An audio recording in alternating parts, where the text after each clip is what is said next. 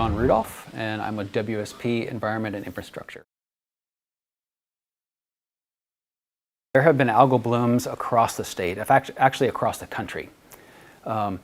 Most recently, because of the algal blooms that because of the drought that we're seeing in the West has been historic over the last 10 to 15 years, like I mentioned. And so we're seeing it pop up in a lot of different reservoirs and lakes, not only across California, but across the region to some pretty high levels that are concerning, obviously, and can affect public health. A water warning this afternoon for two very popular Southern California lakes. There are algae blooms happening in Big Bear Lake and Lake Elsinore.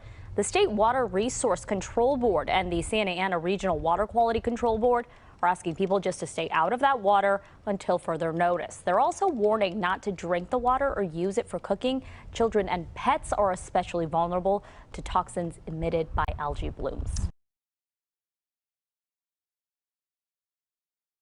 Well, let's start at the basics. Every lake has algae in it. Algae are part of the environment, right? They live here, just like fish and insects and everything else, right? They're part of the natural environment. The problem comes in is when you get high nutrient levels in the water, right?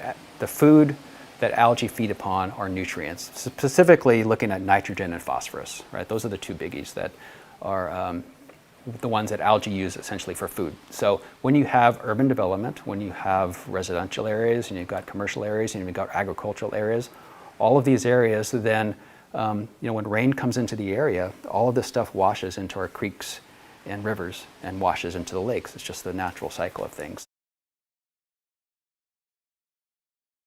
We are participating in collecting algal samples on a weekly or biweekly basis right now for the city and looking at the toxin levels in the lake.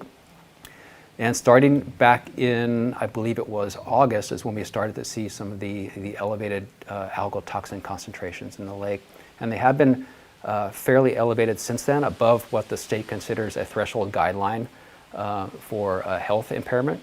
But just now in the last couple weeks, because of the colder winter months and because of the increased rain events and precipitation we've seen coming into the lake, we're starting to see those levels decrease. Now they're still elevated above what the state considers as a guideline threshold, but they are coming down from what they were towards the end of the summer.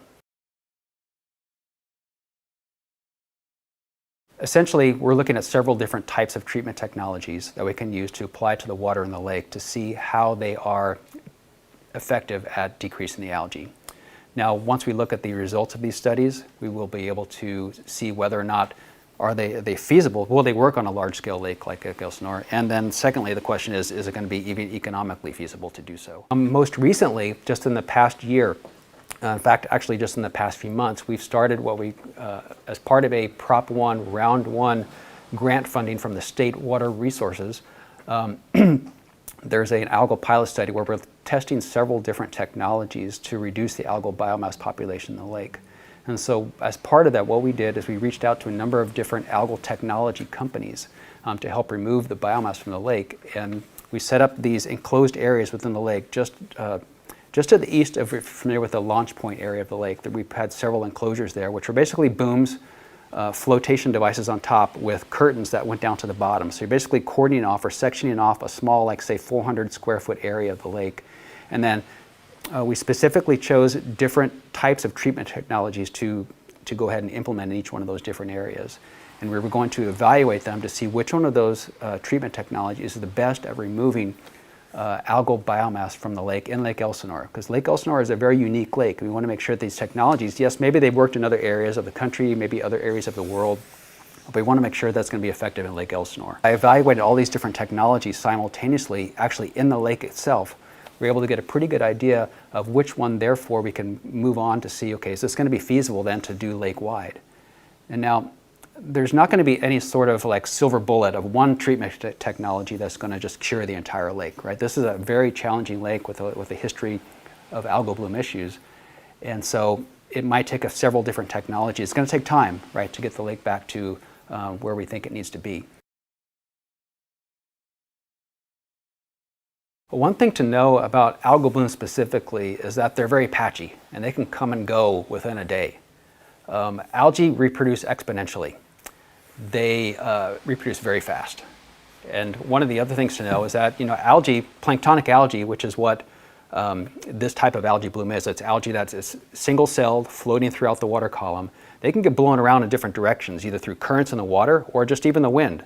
So depending on the wind direction, today this area of the lake might look like it's got a lot of algae in it, but if the wind changes, suddenly the other area of the lake, the algae is now blown to the other side, and now that side of the lake looks worse. So you just have to understand that algae are just, they're just basically being blown around and moved around by water currents and by wind. So you can say my area is clean today, but tomorrow it may not be.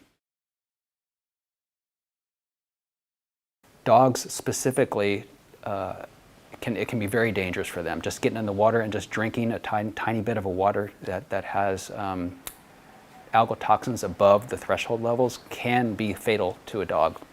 And so you want to be particularly careful about small children and pets.